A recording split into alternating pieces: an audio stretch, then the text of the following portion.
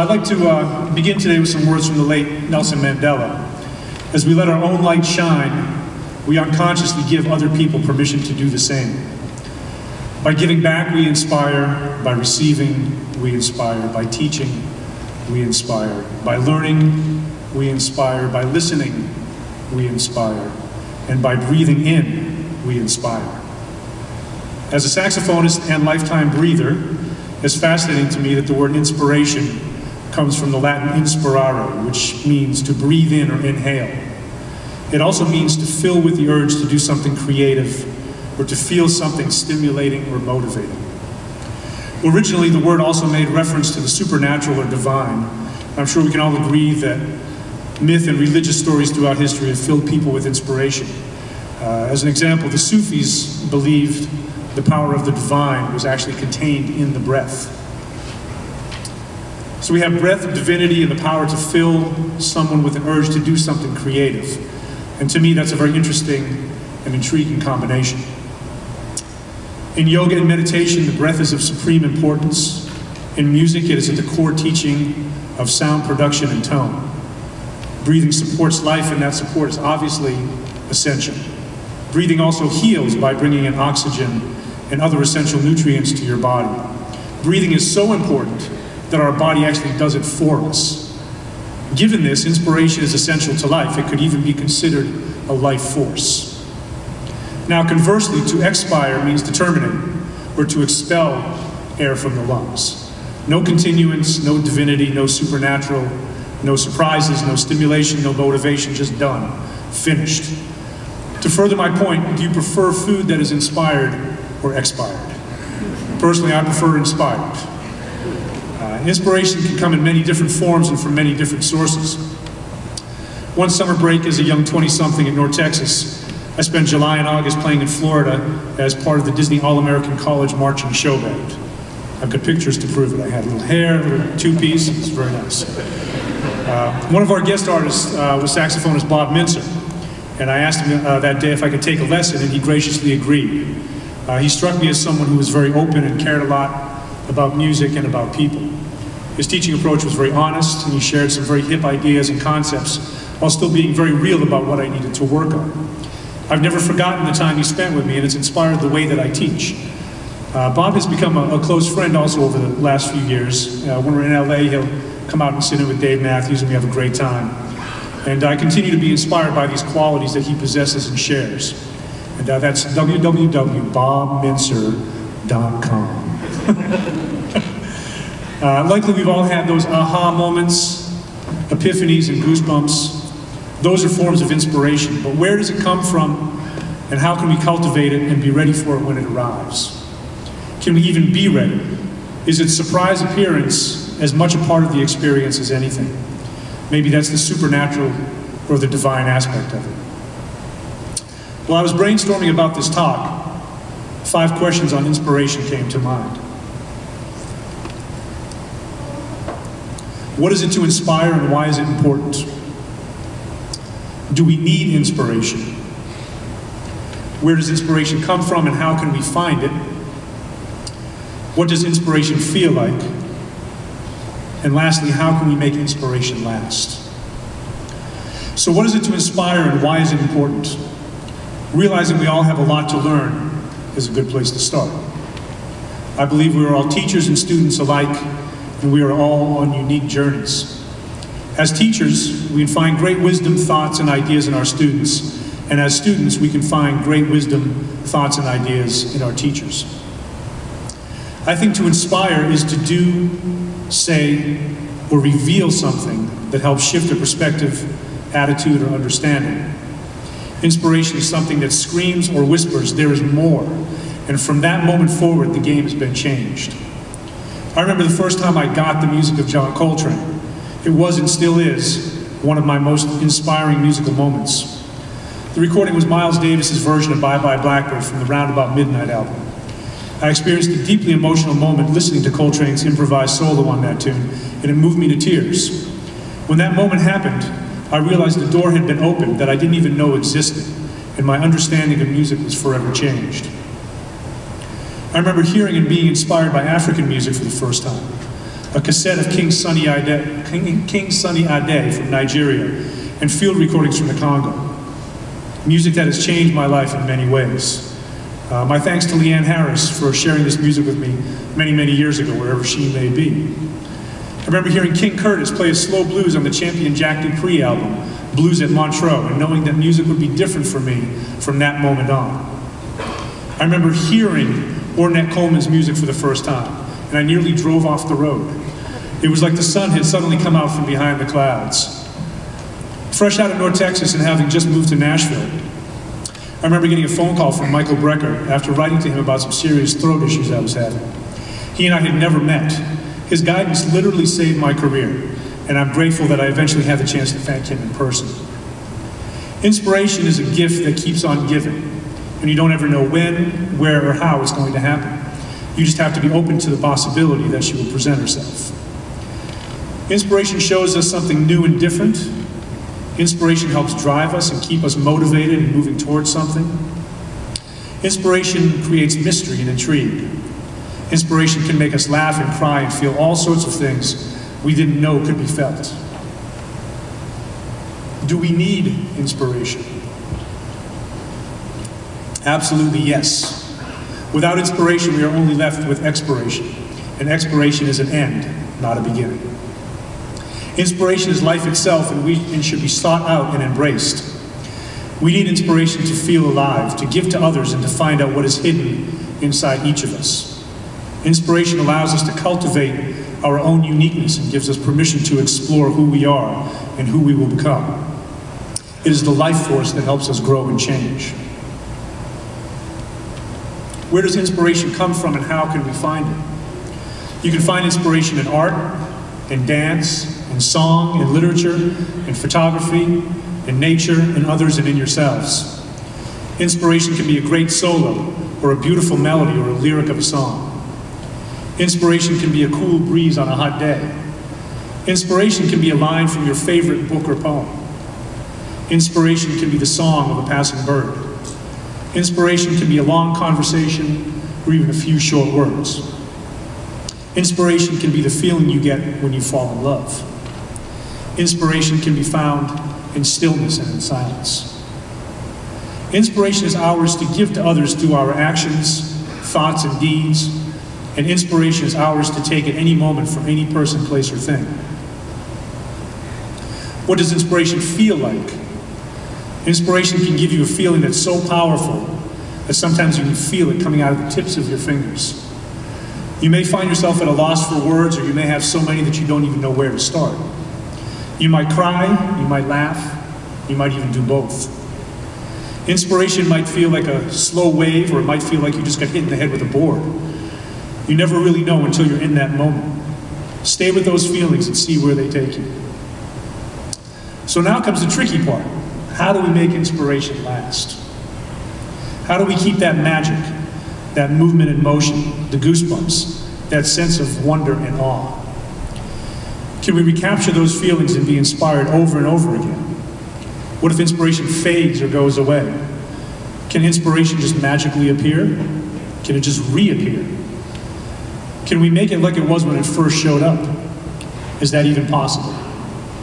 Sometimes you may even ask yourself, will I ever feel it again? I know that I have. Inspiration changes us, somehow. You are never the same after you feel it. Inspiration helps us grow and to feel differently about ourselves and our surroundings. We must continue to work on ourselves and to be open to new possibilities, new thoughts, new ideas, and new philosophies. Some of this newness may be even difficult to understand or reconcile at first with what has come before it. But be patient with the process of change.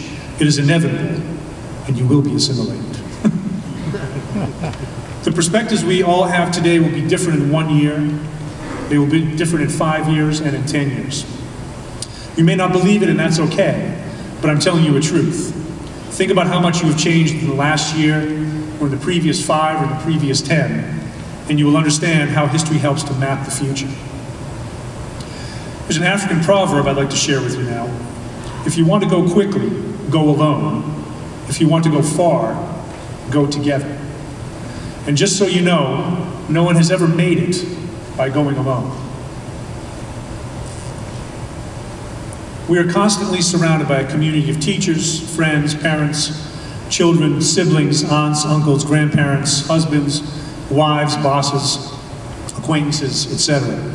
And we need their wisdom and guidance. We also need to be curious and to search out things that move us and give us feelings of wonder and astonishment. In music, it is these same feelings of wonder and astonishment that give improvisation its mass appeal. Its root is Latin, improvisio, and translated, it means unexpected or surprise. The word improvisation does not belong to any style of music or to music in general. It belongs to the way we live our lives and speaks to the intention of our actions. It is the spirit behind the word that's important, and that's inspiring to me. Divinity and spirit combining with sound and emotion, combining with thought and intention. That's awesome.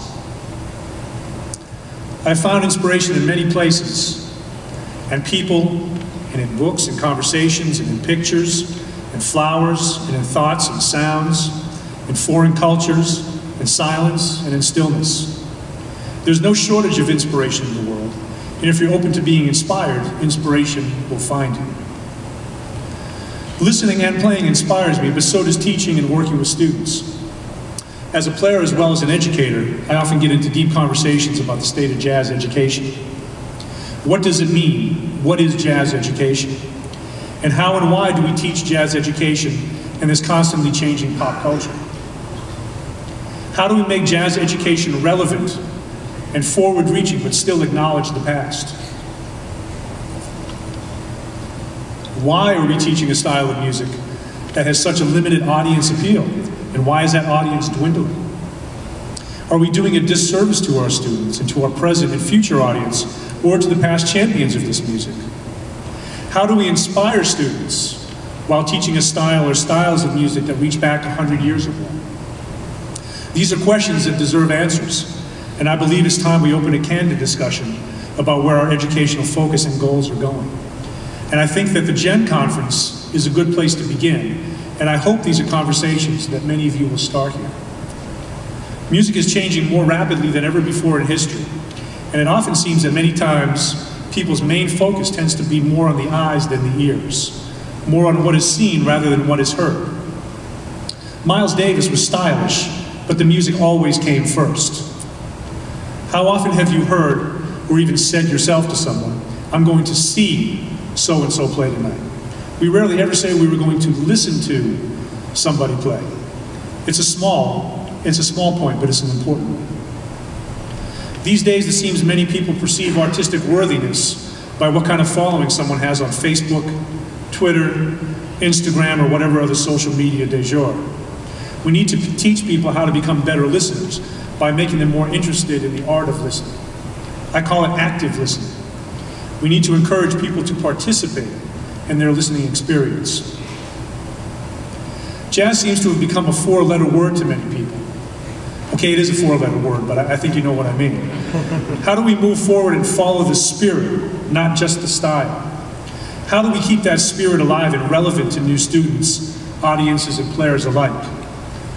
Can the word jazz adequately represent the plethora of styles that we put under its stylistic and artistic umbrella? As I said before, improvisation does not belong to swing music or Dixieland or post-bop, modal music, or any particular style of jazz, or whatever you want to call it. It belongs to all music. It always has, and it always will. When I was in Brazil in December playing with Dave Matthews, a bunch of us went to a jam session put on by a great friend and fellow musician, Carlos Malta, at a small club in Rio that held maybe 50 people. The house band was playing choro music, which is a traditional folk music from Brazil. And the only way to describe that night was that the music was alive. It was pulsating, it was breathing. Everyone, including us, was dancing, singing, and having the time of their lives. And I don't seem to hear, see, or feel this enough in the music that I hear in schools or in clubs in the US. I think our educational focus should be on bringing back the spirit of the music and the joy that brought us to it in the first place. If the players are inspired and having a great time, the audience will likely be doing the same. Their experience is akin to our experience. It's important to remember also that music is a service industry. We serve the music first. I'll repeat this. It's important to remember that music is a service industry and that we serve the music first. Then we serve the other players. Then we serve the audience. We are at least fourth on this list. You eventually get served, however, by serving others. For all of the educators here today, that would be all of us, here are 5 teaching suggestions that you might want to implement immediately. I would encourage you to write these down if you can. Number 1, I feel we should encourage original composition. Students are always more involved and inspired if they are part of the creative process. Number 2, we should encourage students to find their personal voice and personal methods of self-expression. Sometimes we may not even agree with those, we may not understand them, but it's important to allow them to find their own personal methods of self-expression. We should teach students not to be afraid of making mistakes or playing a wrong note in a solo. We, the educators, should try playing an instrument or style of music we are not familiar with to remember what it feels like to not sound very good. I tried to play trumpet recently and it was terrible. It was terrible. I made a little video and sent it to my band. We sometimes forget that students feel this way a lot and need our guidance and encouragement. We should emphasize and encourage the heart over the head, spirit over passion, and spirit and passion over technique and specific methodology, inspiration over expiration, originality over dogma. We don't need another clone of Chris Potter or Michael Brecker or John Coltrane or Charlie Parker. They already exist, and we love them because they're awesome. What we need are players who sound like themselves and who play and compose original music. For example, Radiohead is not playing covers of Chuck Berry or the Rolling Stones. What draws us to great music and great musicians is their uniqueness and their personal approach and understanding of what has come before them. It's their willingness and courage to be themselves that inspires us. It's also important to realize that you don't need anybody's permission to express yourself. It's important to realize you don't need anyone's permission to express yourself. It's important to understand and realize that you don't need anyone's permission to express yourself. Allow your personal expression to shine through and allow your technique to be a byproduct of working on fundamentals. Focus more on the expressive side of music. Strive for your listeners to have a deeply aesthetic experience and to feel inspired by the music and creativity that you share. Stand and dance if you feel the spirit. And as the great Steve Lacy would tell his players, lift the bandstand. It's a great suggestion for sure. We should all strive to be open, teachers and students alike, to the many incredible possibilities that the world offers, and to the likelihood that we will have far more failures than successes in our lives. These successes and failures can and will inspire us on our journey and have the potential to propel us forward if we allow them to. Leap and the net will appear. Stay curious and open and passionate and grateful, and remember that our lives should be a personal revolution of thought and wonder. Search to find your community of like-minded people. Strive to be inspired by others, and in turn, strive to inspire others by what you say and do. I'd like to finish with some more words from Nelson Mandela. Education is the most powerful weapon which you can use to change the world. I appreciate the opportunity to speak with you all today.